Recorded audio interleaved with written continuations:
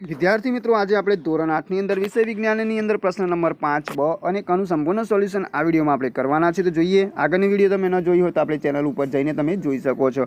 પ્રશ્ન 5 છે, વર્ગીકરણ કરો. પ્રકરણ 1 છે, નીચેનાનું રવિ પાક અને ખરીફ પાકમાં વર્ગીકરણ કરો.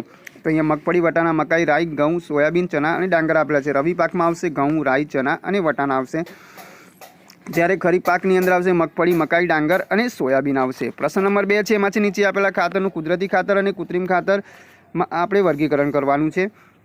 એમાં આપણને કમ્પોસ્ટ ખાતર, યુરિયા, છાણિયું ખાતર, NPK ખાતર, એમોનિયમ સલ્ફેટ, લીલો પડવાશ, ડાયએમોનિયમ ફોસ્ફરસ અને મગફળીનો ખોળ આપેલો છે. તો કુદરતી ખાતરમાં આવશે કમ્પોસ્ટ ખાતર, છાણિયું ખાતર, પછી મગફળીનું ખોળ અને લીલો પડવાશ આવશે. જ્યારે કૃત્રિમ ખાતરની અંદર આવશે યુરિયા, એમોનિયમ સલ્ફેટ, ડાયએમોનિયમ ફોસ્ફેટ અને NPK ખાતર આવશે. એના પછી જે પ્રકરણ 2 એમાં છે નીચેના શૂન્ય જીવોનું બેક્ટેરિયા, ફૂગ, લીલ અને પ્રજીવમાં વર્ગીકરણ કરો. તો એમાં જોઈએ તો બેક્ટેરિયાની અંદર આવશે લેક્ટોબેસિલસ, રાઇઝોબિયમ, પછી છે સ્પુડોમોનાસ અને ફૂગમાં આવશે પેનિસિલિયમ, ઈસ્ટ મ્યુકર. જ્યારે લીલમાં આવશે સ્પાયરોગારા, એનાબિના અને નોનસ્ટોક. પ્રજીવમાં આવશે પેરામિસિયમ, અમીબા અને પ્લાઝ્મોડિયમ એ આવશે. તો આ રીતે આપણે વર્ગીકરણ કરીશું. પ્રશ્ન નંબર 2 છે, એમાં છે નીચેના રોગોનું બેક્ટેરિયાથી થતા અને વાયરસથી થતા, પ્રજીવથી થતા અને ફૂગથી થતા રોગોમાં વર્ગીકરણ કરવાનું છે. તો સૌથી પહેલાં આપણે બેક્ટેરિયાથી થતા રોગો એની અંદર આવશે કોલેરા, ટાઇફોઇડ, ક્ષય અને ન્યુમોનિયા આવશે. વાયરસથી થતા રોગમાં આવશે પોલિયો, કમળો, ઇન્ફ્લુએન્ઝા અને અછબડા આવશે. જ્યારે પ્રજીવથી થતા રોગોમાં આવશે મરડો અને મેલેરિયા. ફૂગથી થતા રોગમાં આવશે દાદર અને ખસ. તો આ રીતે વિદ્યાર્થી મિત્રો તમે વર્ગીકરણ છે એ કરી શકો છો. હવે આપણે જઈએ પ્રશ્ન નંબર 5 ક ઉપર. પ્રશ્ન નંબર 5 છે, એમાં ખરા ખોટા વિધાન આપણે લખવાના છે. તો જોઈએ, પહેલું છે પ્રકરણ 3માં પુનઃપ્રાપ્ય સંસાધનો માનવ પ્રવૃત્તિઓ દ્વારા ખલાસ થઈ શકે નહીં. તેમાં આવશે ખોટું.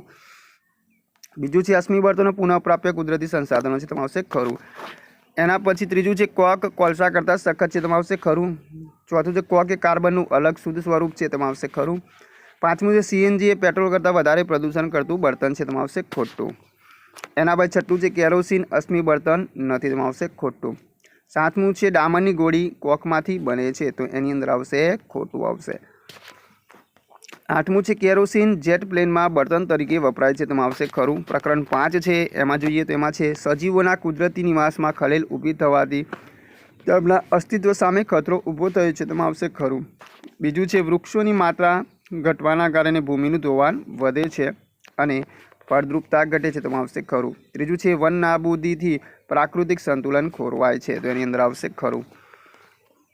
એના પછી ચોથું છે સાતપુડા રાષ્ટ્રીય ઉદ્યાન ભારતનું તૃતીય આરક્ષિત જંગલ છે. તેની અંદર આવશે ખોટું. પ્રકરણ 6 છે, એમાં છે દ્વિભાજન અલિંગી પ્રજનનની પદ્ધતિ છે. તેમાં આવશે ખરું. પછી બીજું છે અંડપ્રસવી પ્રાણીઓ બચ્ચાને જન્મ આપે છે. તો એની અંદર આવશે ખોટું. યુગ્મજનનું નિર્માણ સ્ત્રીની ફેલોપિયન નલિકામાં થાય છે. તો એની અંદર આવશે ખરું. ચોથું છે દેડકામાં બાહ્ય ફલન થાય છે. તો એની અંદર ખરું. તો વિદ્યાર્થી મિત્રો, આગળ નવી વિડીયોમાં આપણે નવા પ્રશ્નો સાથે ફરીથી